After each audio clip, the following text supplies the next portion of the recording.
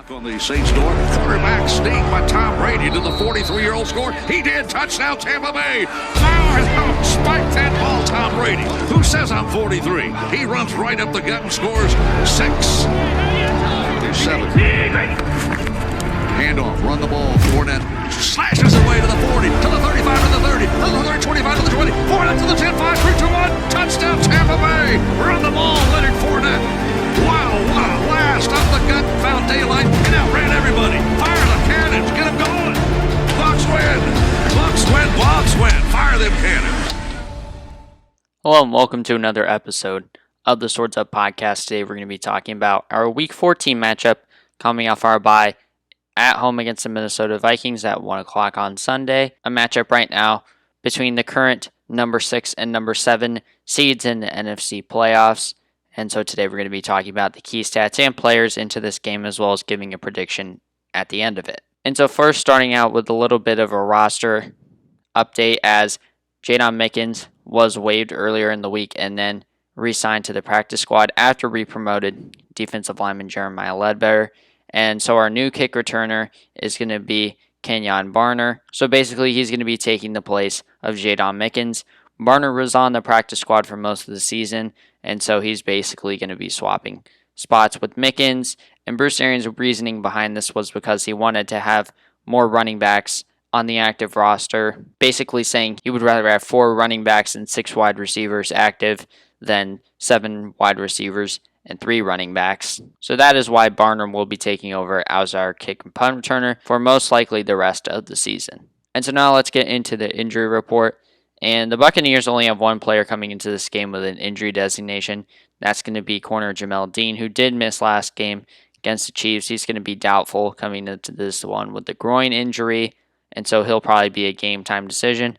Everyone else, including Mike Evans, who had a bit of a hamstring scare earlier in the week and didn't practice, is good to go. But on the Vikings side of things, you're going to be out with some key players this week, as Eric Kendricks suffered a calf injury that he aggravated last week before the game against the Jaguars. He was a late scratch. He's going to miss another game this week, as well as Alexander Madison, the backup running back. He's going to be out with the non-COVID-19 related illness. And then the Vikings could be in danger of having their top 2 tight ends out for this one. Kyle Rudolph, doubtful with the foot injury, and Irv Smith Jr., questionable with the back injury. So those are some pretty key players that they could be missing in this one. All right, so now let's get right into the key players for this one. Starting out of the Vikings side of things, I'm going to be highlighting Dalvin Cook, who's pretty much been the number 1 running back this year, you could argue, along with Derrick Henry of the Titans.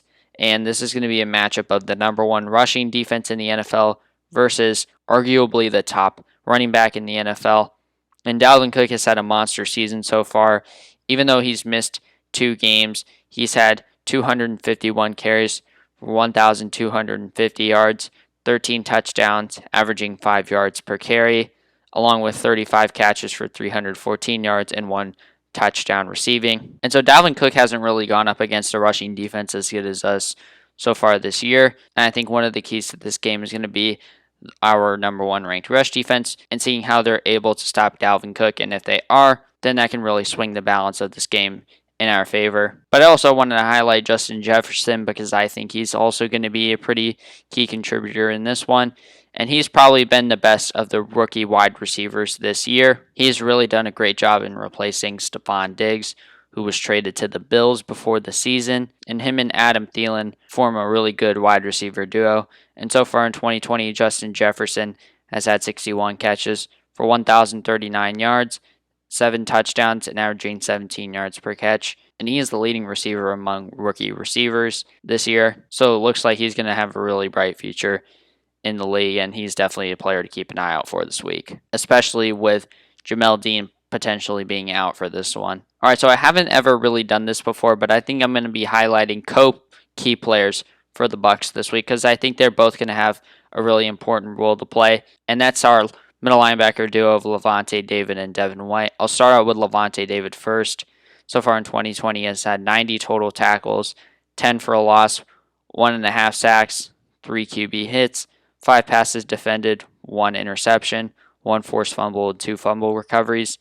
And then Devin White has had 109 total tackles, 9 for a loss, 5 sacks, 10 QB hits, 2 passes defended, 1 forced fumble, and 1 fumble recovery. And the reason why I'm highlighting both of them as co-key players because I think they're both going to have a really important role of stopping the Vikings running game with Dalvin Cook. I think that if we force the Vikings to throw the ball down the field, it'll be a test for our pass defense, which has kind of regressed in the past few weeks, but I'd be interested to see how that matchup turns out for us. But I think it always gives us a chance when our number 1 ranked run defense is able to do its job.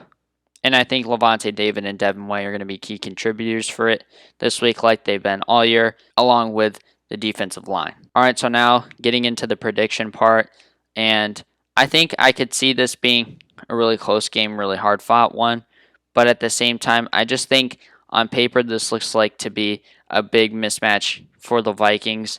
Obviously, the Buccaneers defense, even though they've come up against elite running backs, they've been able to do their job. I don't really remember the last time we had an elite running back in the last 2 years have an insane performance against us. We've had running backs have good performances against us, like Alvin Kamara, for example, but none that have really had explosive type games. And so I think it's going to be a test for our pass defense to see if they can hold up their end of the bargain, because I'm pretty sure the run defense will. But offensively, I think we're going to be able to control this game with the way we should be able to play, like I've been mentioning, and that's running the ball more with Ronald Jones and then play action and also short passes off of it. And the Vikings defense isn't really all that great this year. And so I think if we can do our job on defense, it's going to be up to the offense this week. And I think because this is really a mismatch on paper with all the offensive weapons we have, I think the Vikings are going to really have a tough time covering all of our weapons. And then if the defense slows down the Vikings a bit, I think the offense can really take control in this game.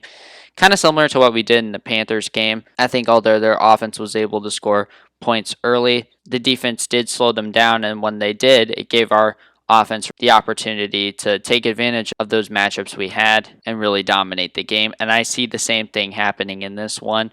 And so I really don't like to pick blowouts, but this could end up being a blowout. But I'll keep it within a 2-touchdown game, and I'll say that the final score will be a 34-21 Buccaneer victory. All right, and so that's going to be it for this week's preview.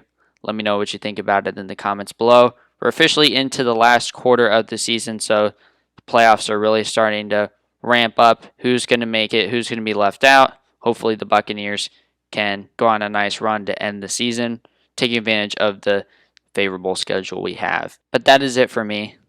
Thank you guys for watching, and go Bucs.